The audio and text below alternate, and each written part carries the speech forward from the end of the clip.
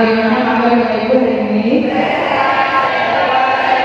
Ya, sebelum kita mulai bershare juga dari pagi sampai siang hari ini apa yang menjadi sesuatu yang bisa Ibu kalian syukuri gitu sepanjang hari ini sampai saat ini, mungkin bisa berbagi sehingga sama-sama bisa membangun aura positif di antara kita. Oh ya, terima kasih waktunya Bu Tika. Waktu itu sudah sekali-kali ya teman-teman ya, itu sesuatu yang betul-betul sangat Tuhan berikan kesempatan kepada kami bahwa hidup itu hidup dengan detik ya Bapak Ibu ya, hidup itu dengan detik. Jadi dalam suatu waktu kita harus betul-betul siap-siaga dan hati. Itu yang segala saja. Ya. Yang hari ini mungkin yang diceritakan oleh saya tentang apa yang diberikan kepada Bapak dan Ibu. Salah satunya adalah saya merasa senang. Sesuatu yang sepele tapi itu betul-betul menyentuh. Ketika saya kalau sudah banyak rusak fisiknya di kelas ya, dan saya pergi gelap gitu ya, kemarin memang tidur juga nggak baik gitu ya. Saya buka masker, kemudian saya bilang sama anak, saya tidak bilang ke anak, dia diam saja. Oh, rumahnya sedang sakit ya? Iya Bu, iya rumahnya sedang sakit. Kenapa kok kalian ketawa? Ya Ibu kan biasanya Ibu semangat, hari ini Ibu pakai masker terus. Cepat sembuh ya Bu. Kata-kata itu yang hanya berupa ucapan tepat sembuh ya Bu, itu betul tepat sasaran karena dengan hati saya. Kenapa? Karena mungkin bagi teman-teman itu hal yang biasa ya dengan ucapan, tapi bagi seorang anak ucapan anak itu adalah doa ya.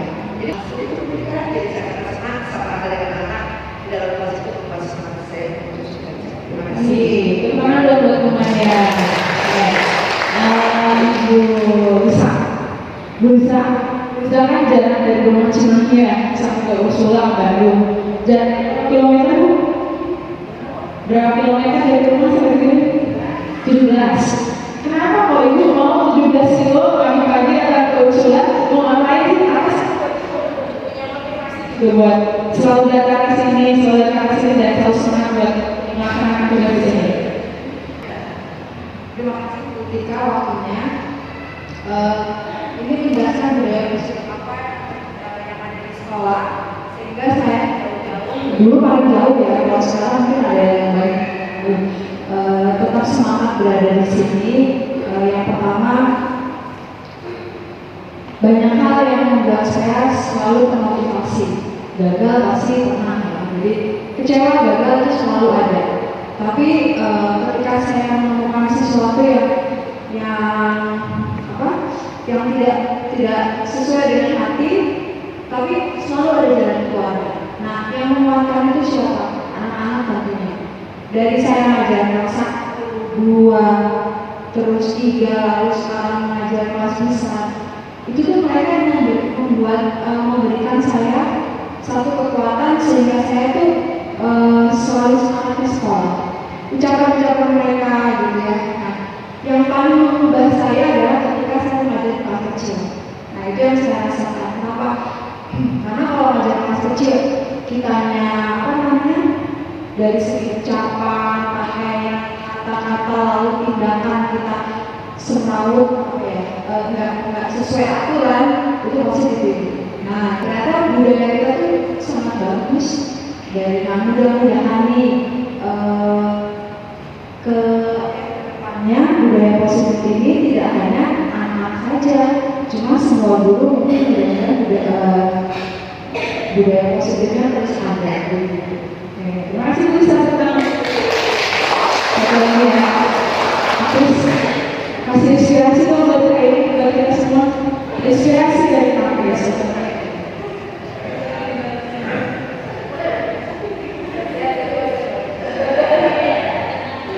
Inspirasi dari saya adalah kita harus memposisikan diri terus sebagai seorang siswa. Kita sebagai pengajar di sini, tapi kita harus punya sikap hati kita ini seorang guru terus. Lalu jangan ambil berat segala sesuatu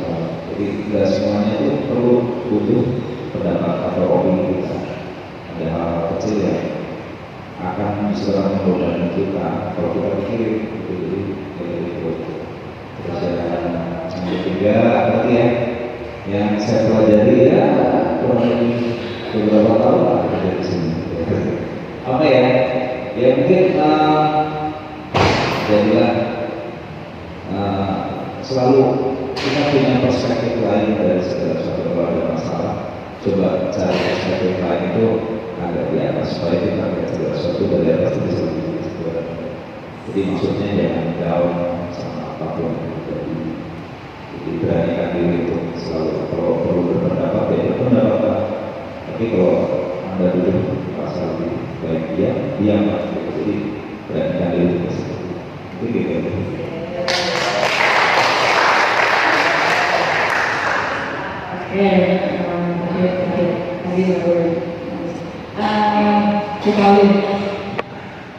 Bapak punya mimpi apa sih? Mungkin tadi lagi ketemu atau misalnya di jalan atau lagi istirahat atau apa sih yang terbayang?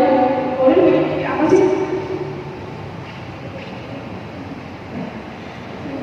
Kayak mimpi ya. Terkait mimpi itu berarti kita itu sudah memimpikan sesuatu yang sangat luar biasa gitu ya.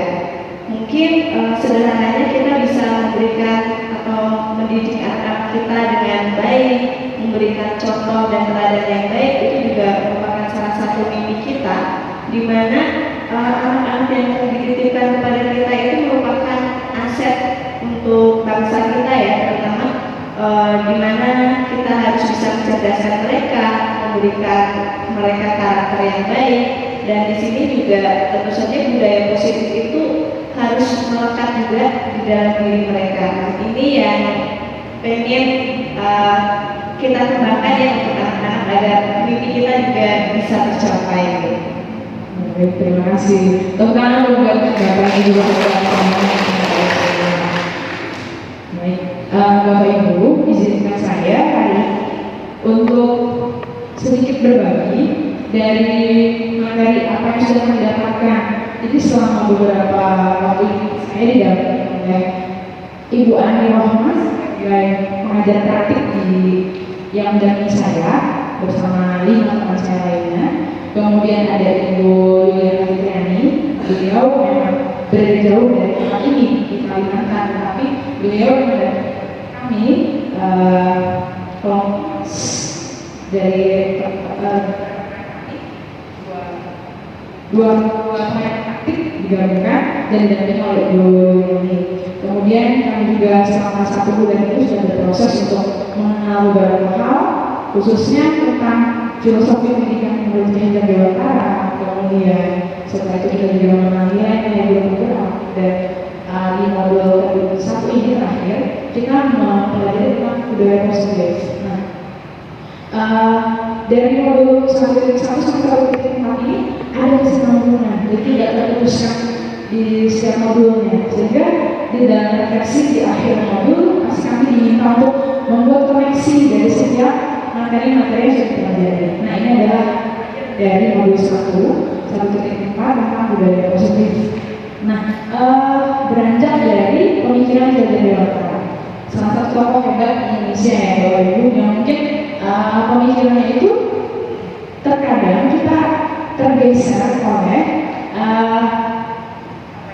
hal-hal baru yang kita dapatkan dari luar, yang mungkin kita pikir itu ada sesuatu yang inovatif, sesuatu yang baru, sesuatu yang berbeda, tetapi ternyata kita melupakan bahwa ada seorang tokoh yang memiliki filosofi sangat baik dalam pendidikan. Dan saat ini Menteri Pendidikan kita ingin mengembalikan filosofi pendidikan Gender Dewantara tersebut yang ternyata memang sebetulnya sesuai dengan kondisi pendidikan kita. Karena terkadang mungkin kita agak melupakan sedikit. Nah, jadi dalam modul 1 ini kami mempelajari tentang Gender Dewantara, yang mana pendidikan itu harus berfokus kepada siswa, dan siswa kepada murid, kemudian murid juga memiliki kodratnya sesuai dengan kodrat alamnya dan kodrat zamannya, sehingga walaupun kita berada di digitalisasi, kemudian hal-hal yang terbaru sekarang, kita tetap ingat bahwa mereka bertumbuh dari budaya keluarga, kemudian budaya lokal yang membesarkan mereka, dan itu jangan sampai hilang, jangan sampai identitas itu hilang dan mereka tidak memiliki identitasnya sebagai anak di daerah sini atau di keluarga ini gitu. Nah, salah satu hal yang kami pelajari di modul 1 ini adalah tentang budaya positif. Salah satu teori yang kami pelajari adalah tentang teori kontrol. Kalau Bapak Ibu mendengar kata kontrol, biasanya, oh saya mau kontrol dulu Bapak ini, saya mau kontrol dulu kan. Kira-kira apa sih yang terbayang atau yang terpikirkan dari Bapak Ibu tentang kontrol atau mengontrol atau tentang kata itu memiliki makna apa? Ada yang mau coba untuk bershare atau menyampaikan gagasannya?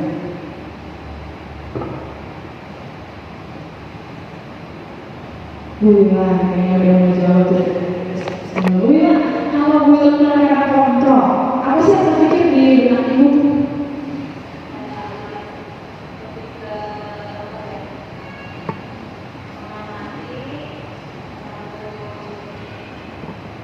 Mengontrol itu mengamati lalu mengendalikan, mengamati lalu ada di situ peran dia untuk apa ya? Saya mengamati dia untuk mengendalikan gitu ya. Mengendalikan ya. Oke, baik, terima kasih. Bapak Ibu, mungkin ada yang punya pendapat kalau mendengar kata itu terbesit di benak Bapak Ibu? Mengontrol adalah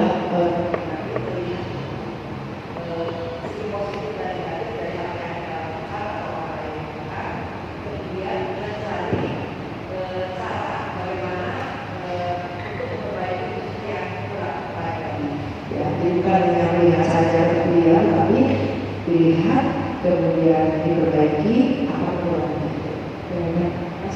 Nah, kalau dari tadi Bapak bisa sampaikan, kira-kira peran terbesarnya itu dari atau dari pribadi yang dikontrol?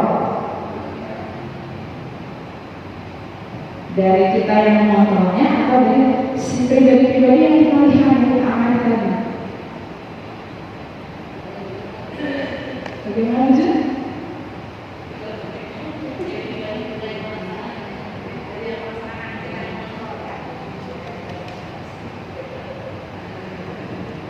Nah, ternyata ketika kami menjadi tentang budaya kontrol itu, kadang kita melihat kalau kita mengontrol itu berarti kita posisinya sebagai orang yang melihat, mengamati, dan fokusnya ke kita ya, kita utama. Nah, ternyata ada hal yang mungkin perlu kita sama-sama kita sama-sama pelajari adalah mengenai teori kontrol ini. Nah, bagaimana seseorang bisa berubah dari stimulus respon kepada mengenai teori kontrol. Bergeser sedikit ke sini ya. Oke, di sini terkadang kita masih berada di posisi stimulus respon, di mana kita menganggap apa yang kita harapkan itu terjadi pada orang yang kita guna atau kita dampingi. Terkadang apa yang kita lakukan itu harus sesuai dengan yang kita harapkan. Ternyata juga perlu melihat bahwa kebutuhan setiap orang itu berbeda. Ada hal-hal lain yang mungkin menunjukkan komunikasi yang berbeda setiap orang, kemudian punya cara yang berbeda juga, dan yang bisa mengontrol diri adalah siapa? Fokusnya diri kita sendiri ya. Misalnya ketika kita mau melakukan suatu tindakan, pasti kita membuat keputusan itu dari kita dulu ya. Nanti kalau di sini akibatnya apa ya? Kalau kita lewat jalan ini nanti dampaknya apa ya? Pasti ada apa ya? Komunikasi dalam diri kita dulu ya. Nah, jadi yang mengendalikan atau mengontrol diri kita itu adalah siapa? Orang lain atau diri kita sendiri? Diri kita sendiri. Terkadang kita posisinya ingin mengontrol orang lain, ingin mengatur gitu ya, orang lain, kemudian ingin membuat orang lain seperti yang mereka harapkan. Tapi ternyata sebetulnya kalau dalam teori kontrol itu kita itu mendampingi orang lain supaya orang lain itu mampu mengontrol dirinya sendiri sehingga dia bisa memiliki kesadaran untuk bisa melakukan hal-hal yang lebih baik. Nah, jadi sedikit penjelasan atau materi yang kami dapatkan tentang teori kontrol. karena melihat bahwa realita berbeda. Kemudian kita juga memiliki kebiasaan yang berbeda. Kemudian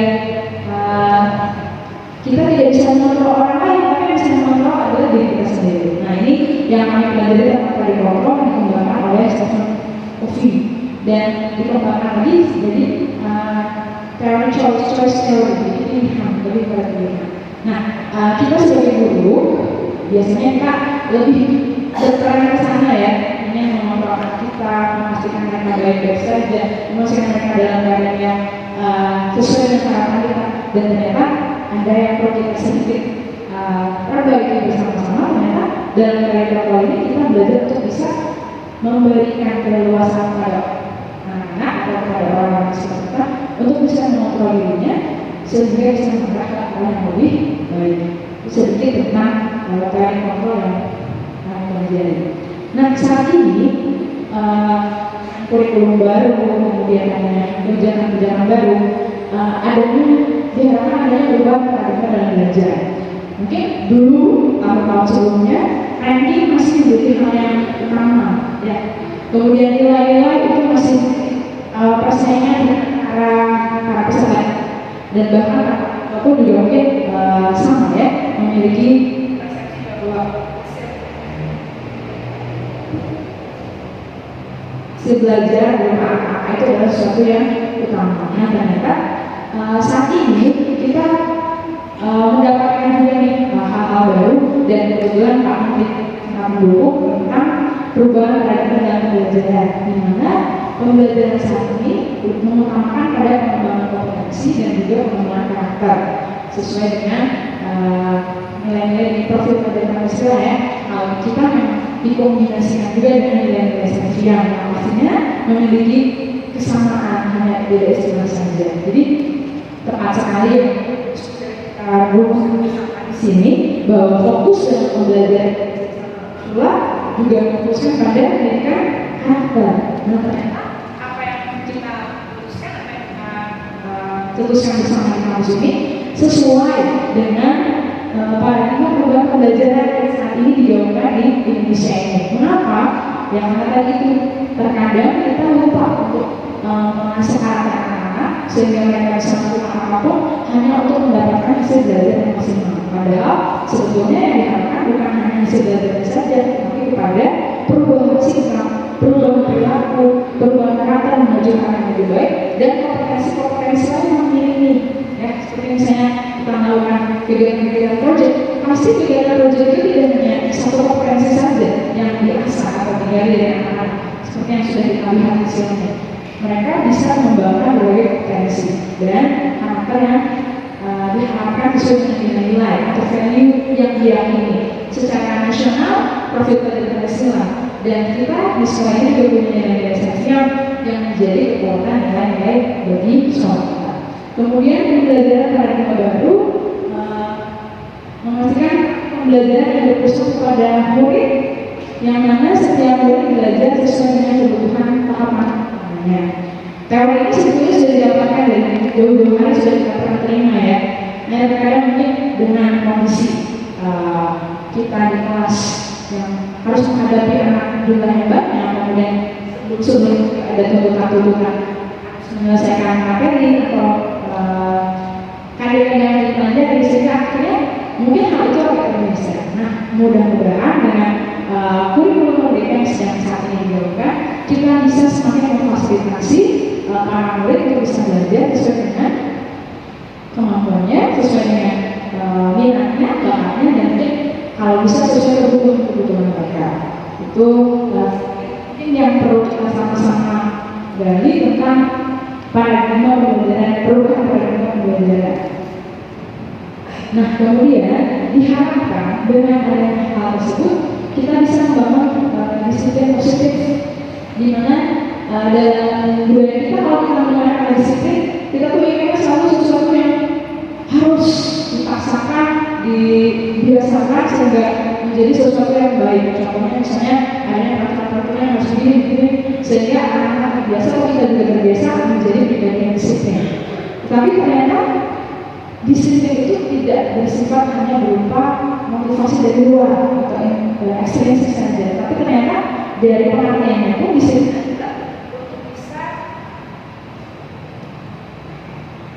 kita bisa membiasakan atau membuat sesuatu dari diri kita itu menjadi lebih baik dari kita sendiri.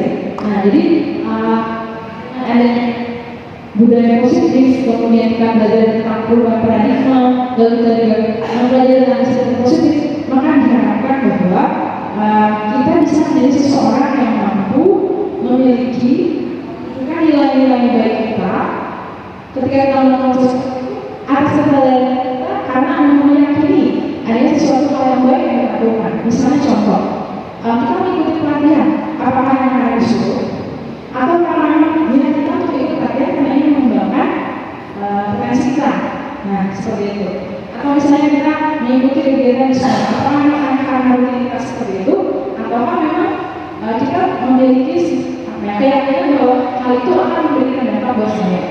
Atau datang pagi-pagi ke sekolah, apakah hanya semangat peraturan ataukah karena sadar ya saya kalau datang pagi saya bisa mempersiapkan lebih awal, lalu saya bisa lebih santai ketika di perjalanan tidak buru-buru dan berdampak positif juga buat kita.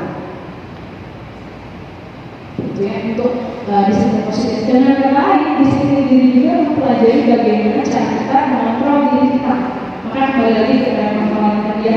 Dan bagaimana menguasai diri untuk memilih atau mengacu pada nilai-nilai yang kita hargai agar tercapai tujuan kuliah yang diinginkan. Jadi dengan disiplin positif itu sebetulnya bukan semata kita melakukan sesuatu yang bersifat paksaan dari luar, tetapi kita belajar untuk mendisiplinkan diri kita.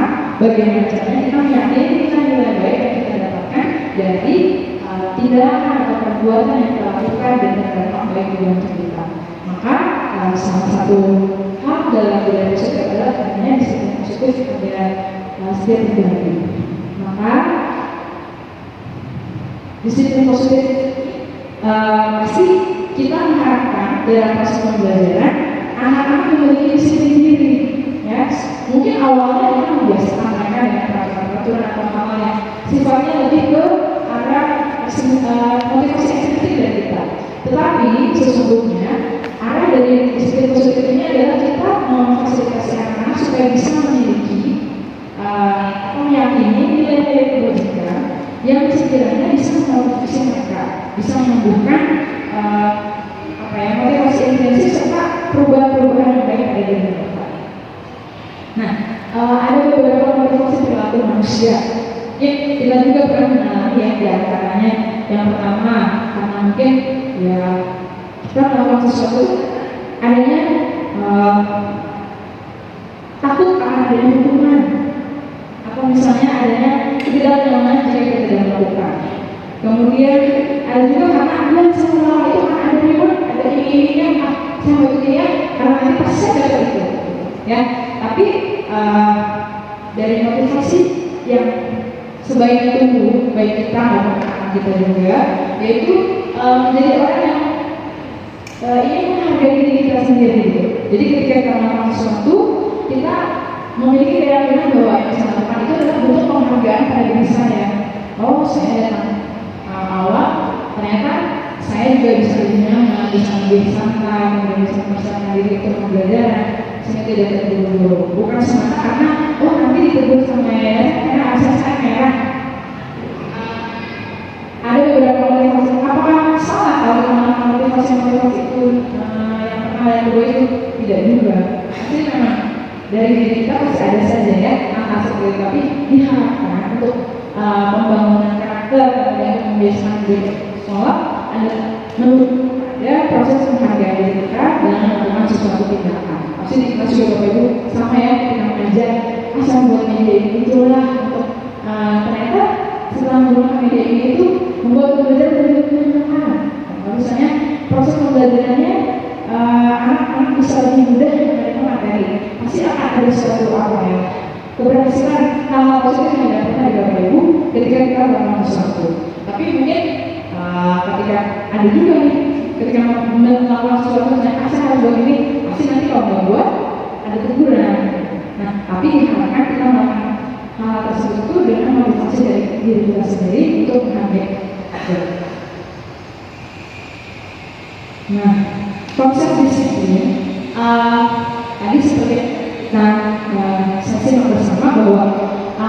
ketika kita melakukan sesuatu karena ada yang tahu bagaimana. Kemudian ada juga karena ada penghargaan.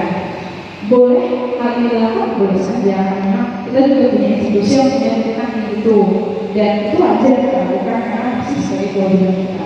Kemudian penghargaan, ya wajar juga ya kita melakukan sesuatu pasti saya memang mendapatkan sesuatu dari perjuangan, itu tidak salah juga Bapak Ibu. Semakin memotivasi kita juga melakukan sesuatu hanya saja jangan sampai proses disiplin itu hanya karena hal-hal tersebut sehingga ketika misalnya tidak ada reward akhirnya ya sudah nggak usah melakukan itu, atau misalnya karena tidak ada hukuman atau tidak ada punishment dari institusi atau dari siapapun, udah nggak apa-apa sama-sama aja lah. Nah akhirnya ketika kita melakukan sesuatu karena ada motivasi dari luar berupa hukuman atau misalnya penghargaan, maka itu sifatnya hanya sementara, tidak berguna pada diri kita, dan itu suatu waktu kita akan berubah. Maka dengan disiplin positif yang tadi sudah kita sama-sama simak, salah satu konsep disiplin positif dengan adanya hal-hal dari luar kita yang bisa membuat kita semakin disiplin, tapi karena ada hal dari luar yang membuat kita akhirnya melakukan sesuatu hanya karena ada sesuatu yang memotivasi kita karena itu atau misalnya takut, nah itu sifatnya sementara. Maka diharapkan kita bisa melakukan disiplin positif dengan ini ya, yaitu sukses. Salah satunya mungkin kita tahu konsekuensinya apa, dan yang lebih puncaknya lagi adalah dengan restitusi. Nah ini yang kami pelajari di modul ini tentang restitusi. Nanti kita akan coba juga bagaimana caranya nanti Bapak Ibu bisa melakukan restitusi. Nah untuk konsekuensi ini mungkin seperti dalam peraturan-peraturan yang PUK melakukan ini, maka akan ada konsekuensi atau saya bilang melanggar konsekuensi apa, dan itu sudah disepakati bersama dan kita lakukan. Kalau restitusi ini lebih kepada kita menggali dari setiap pribadi, menyadari masih kesalahannya, kemudian setelah itu mengidentifikasi dulu apa yang masih kurang, lalu membangun niatnya apa sih untuk memperbaiki sehingga tidak sampai melakukan itu lagi, dan itu berdasarkan dari kesadaran diri kita. Salah satu sikap disiplin positif yang dilakukan, yang diharapkan terjadi adalah dengan adanya restitusi. Mungkin itu bisa kita coba untuk diri kita sendiri juga, tapi kita bisa juga coba untuk anak-anak ketika misalnya anak-anak melakukan sesuatu hal, kita bisa mengatasinya bukan atau menuntut anak melakukan sesuatu tidak semata hanya karena kita memberikan sesuatu atau misalnya reward atau misalnya anak takut melakukan sesuatu, tapi mereka melakukan sesuatu atas kesadarannya, dan apabila mereka melakukan mungkin kurang sesuai dengan yang kita harapkan, kita bisa melakukan satu langkah yang melakukan restitusi. Bagaimana restitusi? Nanti kita akan coba sama-sama. Nah, restitusi itu apa? Restitusi itu adalah proses menciptakan kondisi bagi murid untuk memperbaiki kesalahan mereka sehingga mereka bisa kembali pada kelompok dengan karakter yang lebih kuat. Nah, ciri-cirinya mereka bisa belajar dari kesalahan. Jadi kesalahan itu bukan sesuatu yang menakutkan dan mematikan buat mereka, tapi menjadi suatu bahan pelajaran, kemudian bisa memperbaiki hubungan. Jadi ketika misalnya melakukan suatu kesalahan, biasanya kan kita ada ketakutan ya, misalnya mau bicara dengan guru juga takut, tapi dengan adanya restitusi kita bisa menjadi komunikasi yang baik dengan murid. Kemudian sesuatu itu bersifat tawaran, bukan paksaan. Biasanya kan kalau misalnya mungkin kita juga mengalami masanya dulu ya, ketika kita kecil. Kalau kita dalam hal ini maka akan begini, kalau ini ya sudah begitu. Nah tapi untuk restitusi ini kita belajar untuk menawarkan. Kalau begini nanti gimana? Kamu nanti akan bagaimana? Lalu caranya gimana? Nah itu yang mungkin agak-agak kalau misalnya dibilang prosesnya lama ya. Kemudian gimana caranya sekarang bisa menyadarkan? Itu tadi kita butuh membiasakan juga dan butuh membuka mindset kita juga, karena kita dulu mengalami hal-hal yang juga mungkin berupa pasangan-pasangan atau sifat-sifat disiplin yang berupa motivasi ekstrinsi.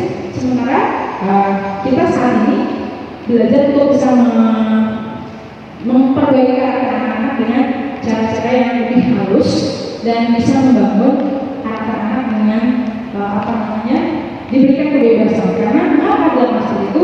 Karena manusia punya beberapa kebutuhan yang harus kita penuhi.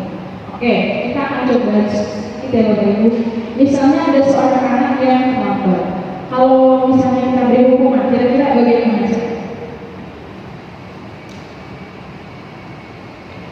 Saya datang terlambat, lalu saya dapat hukuman, kira-kira apa yang misalnya contoh hukuman yang sekiranya harus dilakukan atau diberikan kepada kita terlambat tersebut? Berdiri di depan kelas. Nah, berdiri di depan kelas dengan terlambat, apakah ada hukumannya? Nggak ada ya. Berdiri di depan kelas, mungkin lebih fisik ya. Kemudian terlambat, karena disiplin ya, bisa ada di waktu sekolah. Kemudian konsekuensi, misalnya seperti apa? Nah, di sekolah ada peraturan kan, ada tata tertib ya. Kalau misalnya terlambat 3 kali, orang tuanya dipanggil, berarti kan sudah disepakati ya, dan itu pasti dilakukan nanti. Itu konsekuensinya. Tapi kalau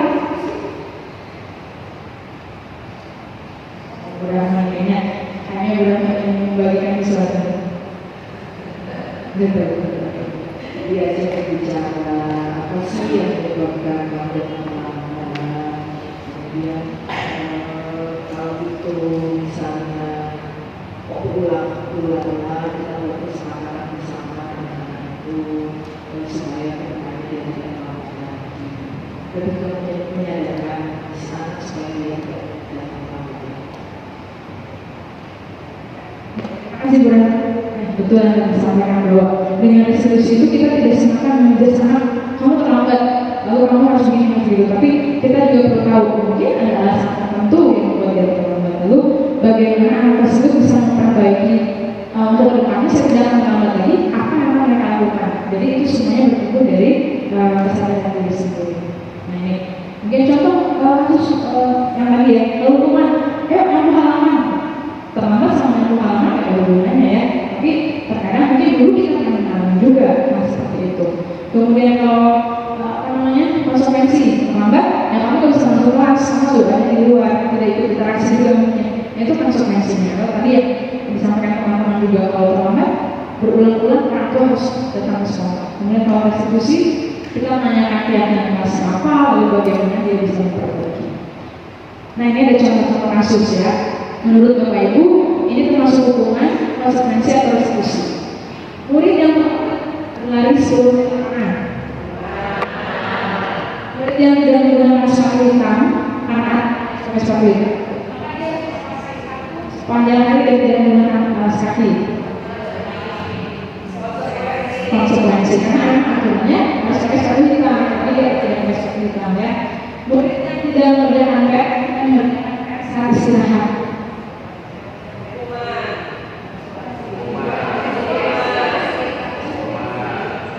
Konsekuensi atau hukuman? Siapa yang memberi konsekuensi? Oke, BDC. Alasannya kenapa Bu? Karena kan itu mengerjakan PR itu sudah disepakati bersama. Jadi memang harus dikerjakan, maka itu konsekuensi. Ya betul. Jadi memang tuntutannya harus mengerjakan PR kan, tapi dia tidak mengerjakan dulu maka maksudnya adalah saat istirahat, dia tidak istirahat tapi harus mengerjakan PR. Oke, kemudian tanyakan yang kelas ketika datang terlambat. Membersihkan toilet ketika tidak mengerjakan tugas. Bersihkan toilet dengan ya. Kemudian memberikan kesempatan pada murid menjelaskan alasan dia mengerjakan. Ternyata sudah dulu ya. Karena dulu sudah dikeluarkan mau pulang memang sudah mengapa restitusi dibutuhkan? Ternyata kita juga menemukan kebutuhan dasar manusia. Kita punya 5 kebutuhan sama-sama ya, semua manusia memiliki kebutuhan itu untuk bertahan. Tentunya kita butuh makanan, ya minuman, kesehatan. Lalu kita juga butuh kasih sayang dan kasih. Ketika misalnya mengalami pelanggaran, lalu langsung ditegur atau dimarahi, pasti dia akan mengalami penolakan ya. Seperti saya kok pakai terima itu, saya nggak mendapatkan perlindungan dari guru saya, misalnya dari orang dewasa di sekitar saya. Kemudian penguasaan, kebutuhan pengakuan.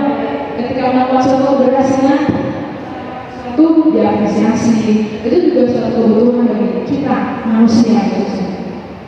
Kemudian kebebasan menentukan pilihan.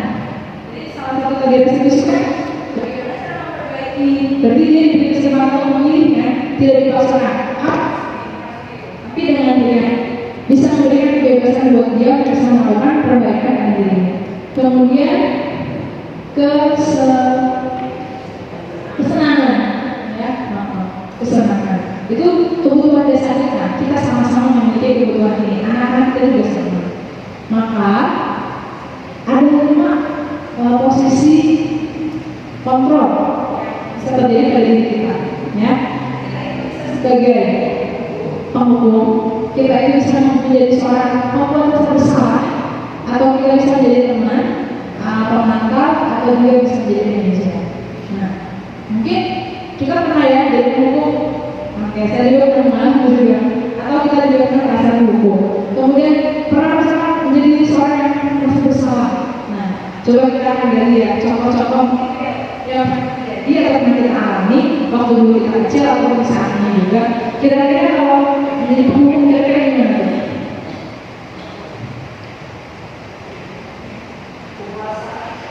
Misalnya ada masalah, lalu kita posisinya sebagai penghukum. Nah, karena mengalami nggak belum kecil misalnya waktu sekolah atau melihat orang lain ketika ada yang bersalah lalu langsung dihukum gitu.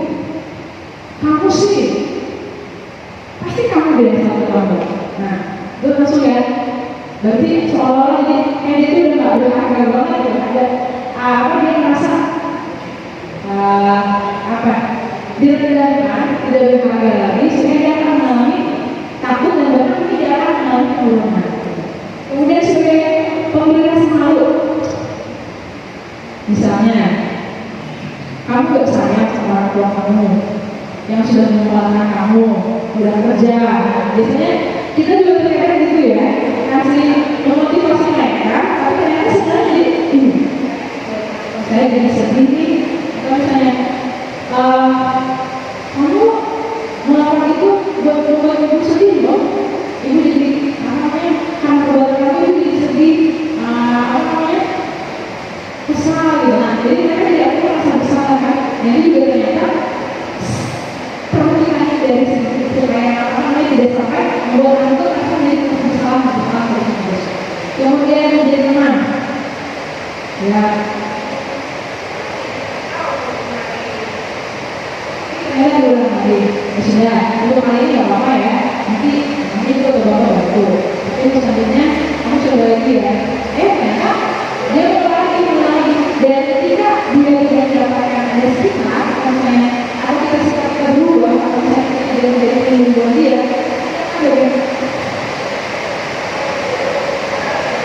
ibu guru mau makan ya, ibu guru mau berubah ya. Artinya terjadi lagi kedua sikap apa? Ada yang negatifnya yang jadi berbeda. Sebagai pemantau, peraturan apa?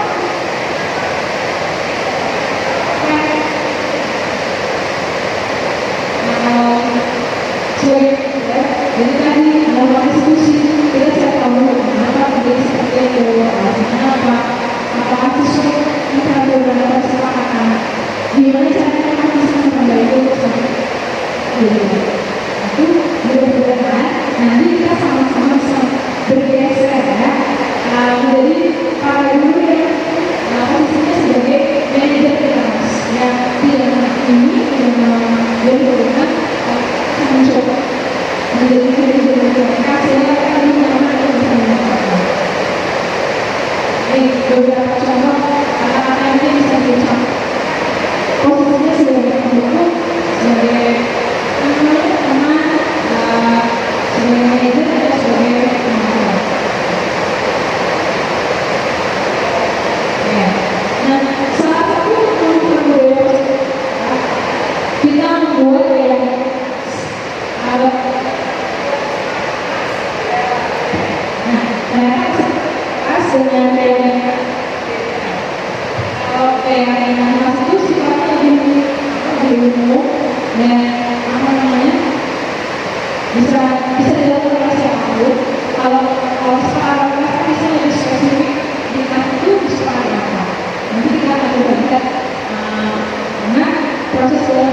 keyakinan rasanya. Nah, salah satu hal yang sudah dicobakan, walaupun memang sulit ya ketika harus diskusi dengan anak-anak yang kelasnya kecil, mereka kan masih berpikirnya lebih konkret. Kemudian perlu digali lagi untuk bisa sampai menjadi keyakinan kelas itu prosesnya memang agak butuh waktu. Dari mulai mereka diskusi dulu nih, apa saja tantangan di kelas yang perlu kita buat, kita sekarang apa, baru nanti kita kerucutkan bisa menjadi suatu nilai atau suatu keyakinan yang bisa kita lakukan. Misalnya menghargai warga sekolah. Dari menghargai warga sekolah ini banyak aspek diantaranya misalnya apa? Berbicara, sopan. Kemudian para guru. Izin sertifikat kelas. Beberapa kesepakatan yang ada. Nah, dari kesepakatan itu kita nantikan, kita rangkum menjadi suatu nilai budaya bisa menjadi oh ternyata dari cara-cara itu adalah mereka biasanya untuk menghargai setiap profesional. Misalnya, kemudian di sini menghargai waktu, misalnya menghargai waktu setelah waktu, kemudian tugas-tugas sesuai dengan waktu yang dilakukan, misalnya di sini adalah itu bisa dikategorikan menjadi disiplin dan menghargai waktu. Bersikap sopan, misalnya dia berbicara kasar, dari beberapa kesalahan sikap, nah itu disimpulkan jadi satu nilai atau satu karakter yang disepakati bersama, diyakini bersama, nah itu dalam rumah keyakinan kelas. Mungkin yang selama ini kita buat masih kesepakatan kelas ya, karena masih dari itu dan ternyata ada hal yang kami pelajari juga dengan PDP ini adalah membuat keyakinan kelas. Ini contoh-contoh saja. Nah, dalam membuat keyakinan kelas itu sifatnya lebih kemudian jumlahnya juga tidak terlalu banyak, tapi bisa dilakukan dan diyakini itu hal yang baik dilakukan oleh anak-anak atau murid. Kemudian dapat diterapkan di lingkungan tersebut dan anak-anak berfungsi dalam membuat keyakinan kelas tersebut. Nanti kita akan coba ya. Ini segitiga restitusi. Ketika kita melakukan restitusi itu diawali dengan kesadaran identitas anak-anak melakukan kesalahan. Kita tidak langsung bekerja sebagai kesalahan, tapi kita tanyakan dulu apa yang kita lakukan dia, atau misalnya kita tidak memposisikan diri kita, begitu juga pernah dulu, tidak apa-apa, jadi mereka tidak merasa bisa dua kondisinya. Lalu setelah itu kita menggali, mereka kasih kita menurut kamu itu sesuai bagus tidak? Kemudian baru terakhir membuat keyakinan sesuai dengan keyakinan. Lalu apa yang akan melakukan yang terbaik? Nah, diharapkan dengan teknologi ini anak-anak bisa membuat kebiasaan yang terbaik. Sikap-sikap mereka yang berasal dari dirinya sendiri. Seperti itu.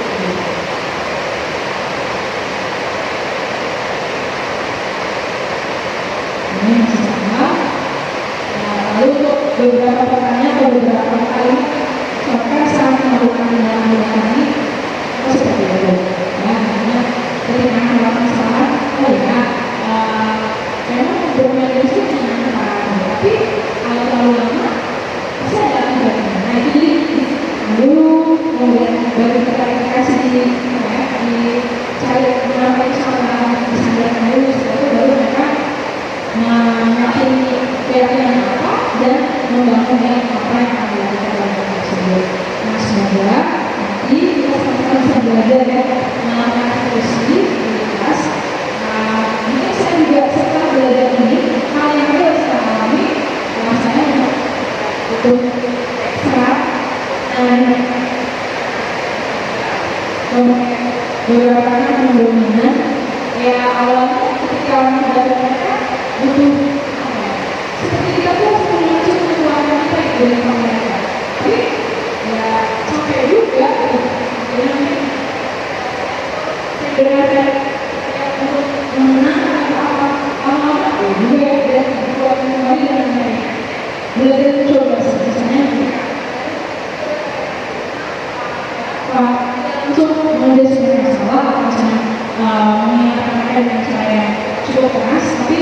mencoba untuk menggali juga dari mereka sampai akhirnya ya mungkin sekarang sudah mulai sedikit mengurangi reaksi keras awal itu ya pas kita butuh uang apa namanya menanyakan mereka kenapa lalu kalau begini bagaimana itu apa padahal mendapatkan share kami mengenai diskusi mengenai diskusi ini sedikitnya bisa sedikit dan hal-hal yang lain dulu kita masih lakukan seperti itu menuju perubahan sains yang digaungkan menuju tadi dalam perubahan mereka ini dan semoga dengan disiplin positif pada diri anak dan juga di lingkungan sekolah. Dan mungkin bisa diawali dari dulu, baru kita ada anak-anak dan anak-anak di sekitar kita. Itu yang mungkin bisa saya sampaikan ini. Maaf, ya, ini sudah memiliki dasar-dasarnya tinggal menambahkan saja dan ini ada istilah-istilah baru yang kami bawakan semoga bisa bermanfaat buat terima kasih.